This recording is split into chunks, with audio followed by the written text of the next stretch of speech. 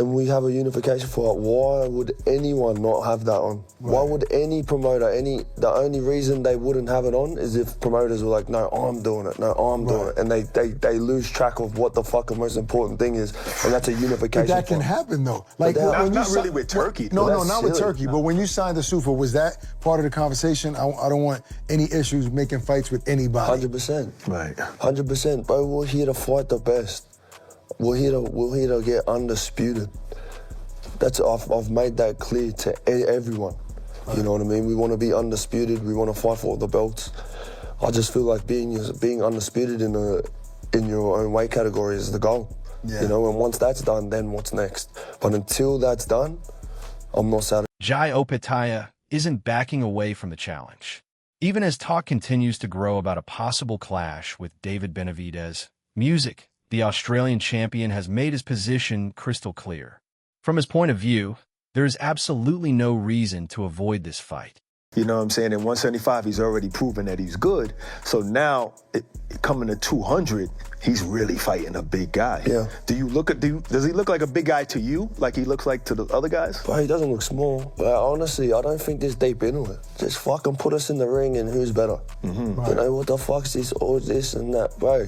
So basically, you would go up. Who is better? You would go up to heavyweight and fight. Ambition is what continues to fuel Opetaia's journey toward becoming the undisputed champion. He quickly dismisses any claim that he's chasing famous names just to grab attention. According to him, a fighter's name only matters if a cruiserweight title comes with it. For Opetaia, this has never been about chasing publicity. It's about building a legacy that will stand the test of time. You know, I'm not here to chase fame or someone else or, you know, chase names for clout. I'm chasing undisputed. And Benavidez, you know, his name's only in the mix is because he's fighting for a cruiserweight title.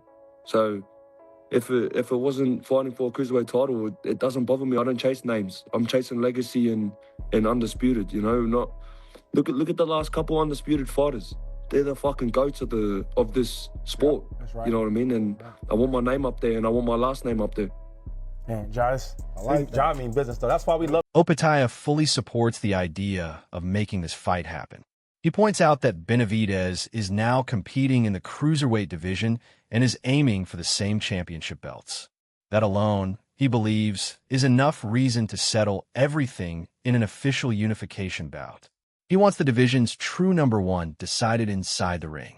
In his eyes, Benavidez could soon have a title that would put everything on the line. Is it realistic to see that against David Benavidez? I believe it is, you know, especially him being in cruiserweight, you know, and to me it just makes sense. Like, if he's fighting for a world title in my division, why don't people want to see who the best is in the division? Like, it doesn't not make sense to me if we don't fight. You know what I mean? Like, he's coming up fighting for a undisputed, like a unification fight, and he's going to be holding the WBO and WBA.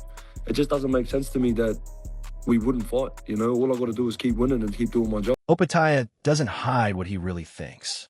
From where he stands, the situation looks very much like avoidance. He isn't convinced that Benavidez's intentions match what is being said publicly. That uncertainty is exactly why he believes the toughest challenges in the cruiserweight division are being pushed aside. They're obviously ducking. You know, I don't think it's you know, it's very obvious that they don't want to fight. You know, in my eyes, it's like, fuck. You want to keep getting better and you want to keep sort of leveling up and prove you're the best.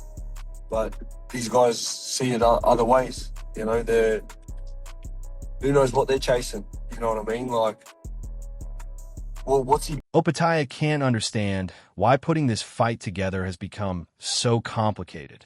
To him, the answer is simple. It should just happen.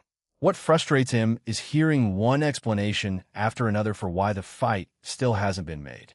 He openly questions whether Benavidez truly wants to become the undisputed champion or if he's quietly looking for an easier path instead. Back and forth between you and David. Yeah, you're confident that potentially one day you could get that fight on? Man, that fight's easy to make on our side. You know what I mean? I've been ready. You know, I'll just hear excuses and you know, fucking this and that. You know, Buzz. reach out. How bad do you want to fight? How bad do you want to be undisputed cruiserweight? That's an easy fight to make. Yeah. You know, there's all these little excuses and stuff, but it is what it is, man. Yeah, I think he's going to take a different path, and I think he's going to take a smarter path, to be honest. He isn't finished making his point either. Returning once again to the question of what's preventing the fight, he acknowledges that business plays a major role in boxing decisions. He also recognizes Benavidez as one of the sport's elite fighters. Even so, Opetaia believes the next move is entirely up to Benavidez. In the end, it all comes down to whether he's willing to accept the challenge. Yeah, I do. Yeah. Why? What do you think? Do you think he doesn't want the fight?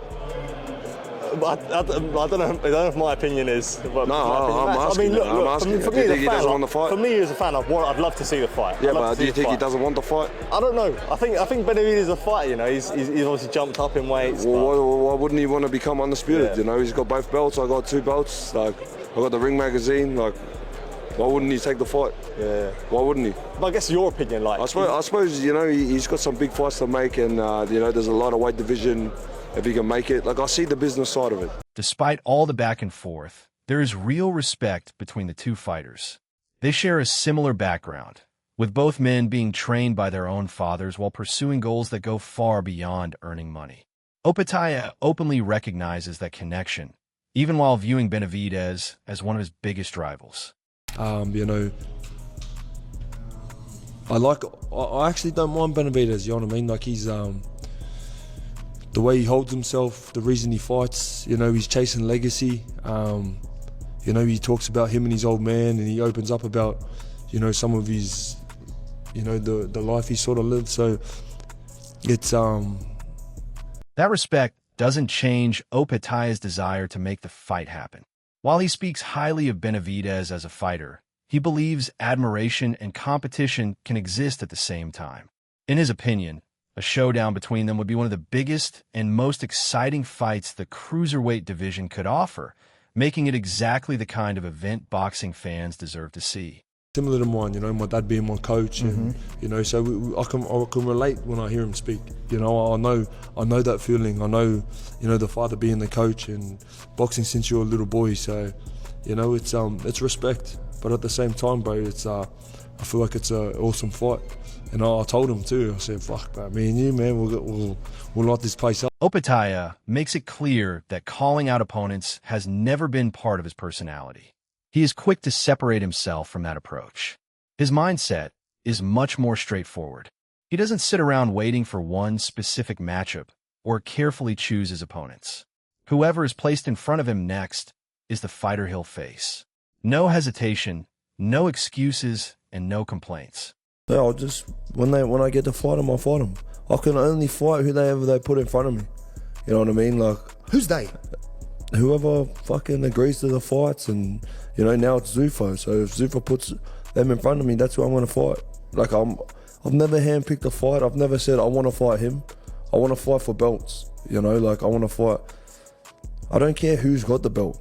You know, like, even saying their names like Zerto and Benavidez, like, I don't care about them.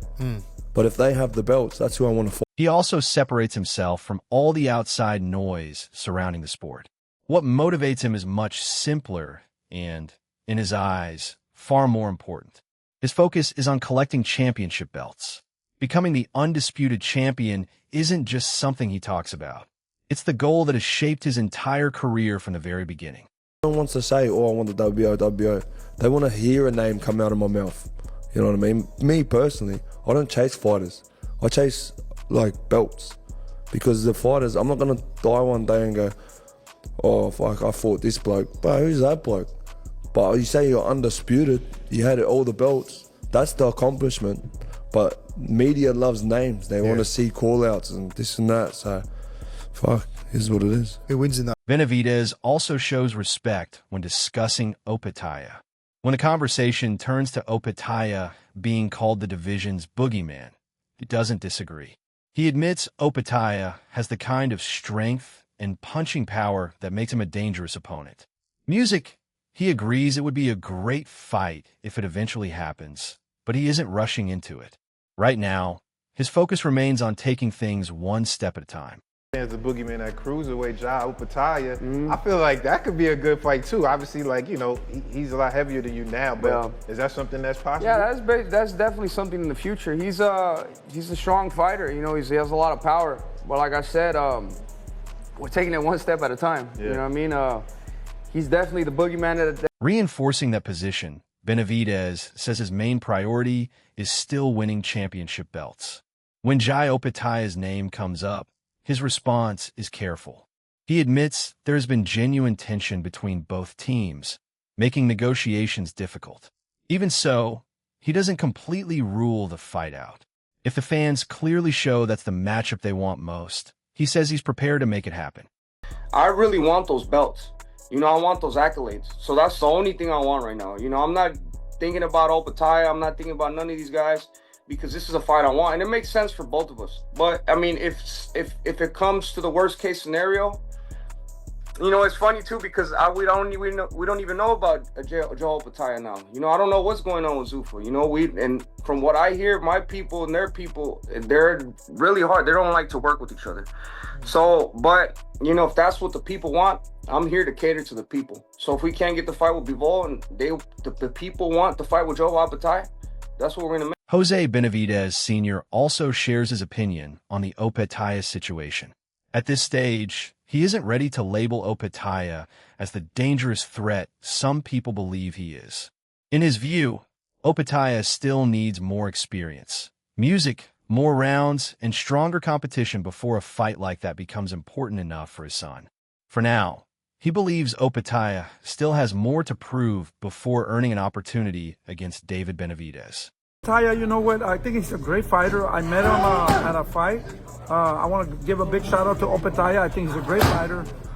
He's doing well, but I think he still needs the experience, you know. His last fight, I think he held back. He looked a little bit tired. He was struggling in there. He did win the fight to me, and I mean, he did win pretty much all the rounds. But, you know, I just think that he needs a little bit more experience. You know, we'll fight him tomorrow. Not a problem. Like I said, we want to fight him. It's a fight that people want to see. His attention is focused somewhere else, and music, he makes no attempt to hide it. According to him, the biggest challenges in boxing are waiting in the light heavyweight division. That's where he believes his son's true legacy will be built. Music, compared to those opportunities, a fight with Opetaia is simply not the priority at this moment. Of course. Yeah, that's the priority. That's the priority, because, like I said, these are the dangerous fighters. These are the monsters of the division, you know? To me, it's like taking a tune-up with Opetaia at this point. You know? We say we want to fight the monsters. We want to fight the guys, the real danger. And I believe that at this point right now, Bivol and Benavidez are the dangerous fighters at this point. Jose Benavidez Sr. is equally direct when discussing Opetaia's popularity. In his opinion, Opetaia's name doesn't carry much recognition with casual boxing fans. He believes only dedicated followers of the sport really know who he is. From his perspective, a major event needs a major star, and right now, he doesn't believe Opetaia brings that level of commercial value. David fights Zurdo or Opetaia. If you ask a Mexican fighter, they don't know who Opetaia is. You know, he still needs to develop a little bit more and grow his fan base. Does it make sense? So if we were fighting Opetaia, people would be complaining. We're fighting a nobody, about somebody that is not known. The boxing world knows who he is, you know, because at the end of the day, for Mexicans know Opetaia. So what do you think is a better? Meanwhile, Max Kellerman takes a closer look at Benavidez's position and points out what he believes is an obvious contradiction. Kellerman argues that the same reasoning Benavidez once criticized Canelo Alvarez for using against him now appears to be the same reasoning Benavidez is using when it comes to Opetaia. Kellerman openly highlights that comparison without holding back. In a recent interview, number 5 pound-for-pound fighter in the world, David Benavidez said he won't fight Jai Opetaia, the cruiserweight champion of the world. Benavidez said Opetaia brings nothing in that fight but a Zuffa belt, and that he, Benavidez, is looking for legacy, and so Opetaia needs a couple more big challenges, and then he'll think about fighting Opetaia. Here's my problem, guys. Yes, Opetaia has the Zuffa belt. He also has the Ring Magazine belt. He is considered the lineal champion, the one and only legitimate cruiserweight champion. He then expands the discussion by raising an important question about fairness in boxing. Should a fighter entering a new weight division be expected to face the lineal champion? Or is avoiding that obligation simply part of boxing's complicated business? The debate never reaches a clear answer, but the disagreement itself reveals just how divided opinions are on the subject. You come into someone else's division who's already the Ring Magazine champion. You have no leg to stand on to say they don't have, this is not legacy for me, they're not big enough yet. He's the champ of the division. Shady actually swayed me. I see his point. Come on, man. Come on, Mike. Boxing-wise and accomplishment-wise, you are right. What Shady, I believe, is saying is Benavidez is a much bigger name. He's a much bigger attraction. He is a bigger star, therefore he is in the driver's seat to an extent. The point is, the same argument he's using against Canelo, where he ducked Canelo. From there, the conversation shifts toward money and public perception.